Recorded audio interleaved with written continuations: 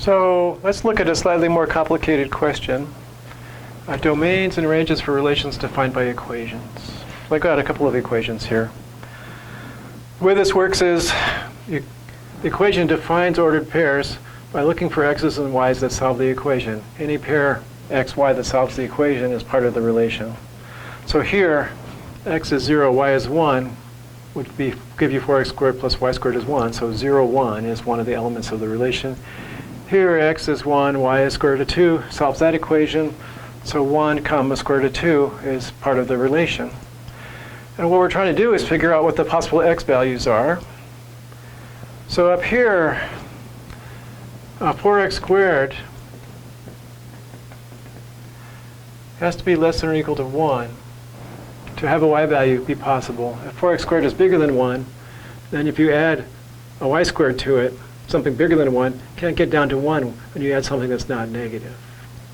If 4x squared is equal to 1, then y could be 0. And if 4x squared is less than 1, something squared probably match up with that 4x squared to give 1 as a sum.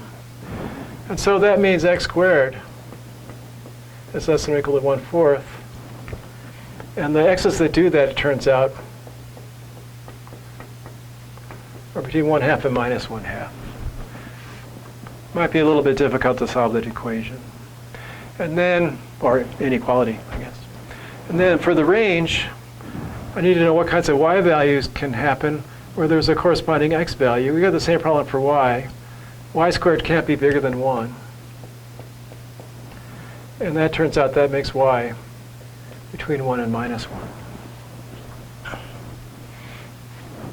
So with these equations, you might run up against things you need to solve that are inequalities, and we're not that great at solving inequalities at the moment, but later on in life, we might get good at it. Downstairs here, I'm worried about what x's you can use in this equation, so that there's a corresponding y.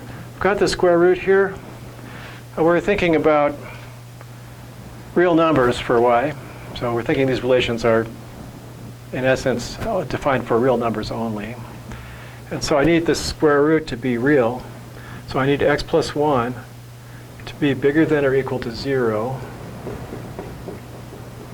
And that's x bigger than or equal to minus 1, subtracting 1 from each side. So that's not so bad. For the range, we have a little thinking to do. When x is minus 1, I get 0 for y. And as you let x's slowly increase, the square roots slowly increase, and they increase without bound. So what am I thinking? The possible values for y could be 0 when x is minus 1. And as x grows to be bigger than minus 1, this x plus 1 grows and grows and grows, and the square root grows and grows and grows from 0 to however big you want. So I'm just going to write it like this. Definitely a more sophisticated notion than just looking at dots on the graph. If we had the graphs of these, it's pretty easy to figure out the domain and range. You'd have to know how to draw these. So that graph of square root of x plus 1 turns out it looks like this.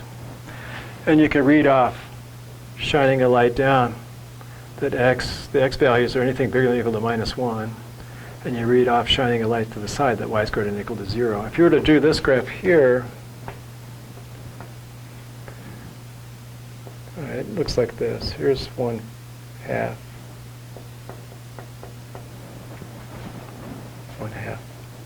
Say one thing, write the other. Okay. Here's 1. Here's minus 1. Turns out the graph of that is this ellipse. Knowing the graph is a lot easier to find the domain and range. You can see the domain is above minus 1/2 to 1/2, and the range falls between minus 1 and 1.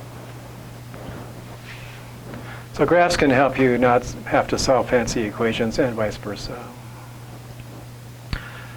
So that completes our discussion of domains and ranges of relations.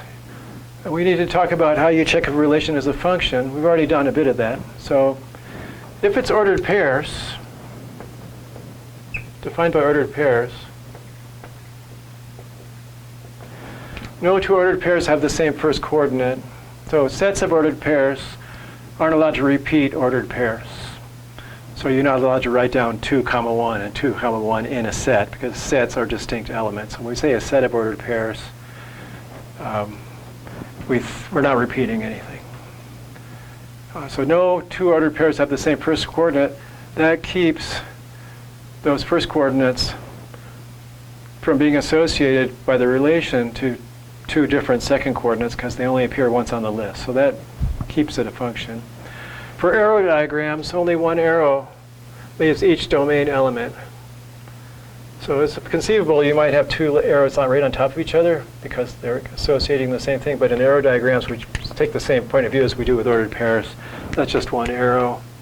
One arrow leaves each domain element. The things that can happen look like this, because then this element of the domain has got two range values that go with it. So that's what's not allowed if it's allowed to be a function. What is allowed is that these maybe two different domain elements are associated with one range element. In a table, so this is arrow diagram, I guess. In a table, the first coordinates do not repeat unless paired with the same second coordinate. Those tables don't have these restrictions that arrow diagrams and ordered pairs have. You could have a list of first coordinates and a list of second coordinates. There could be names and weights. It could be, but maybe all the people with the same name weigh exactly the same. That could happen. In that case, the relationship between name and weight is a function.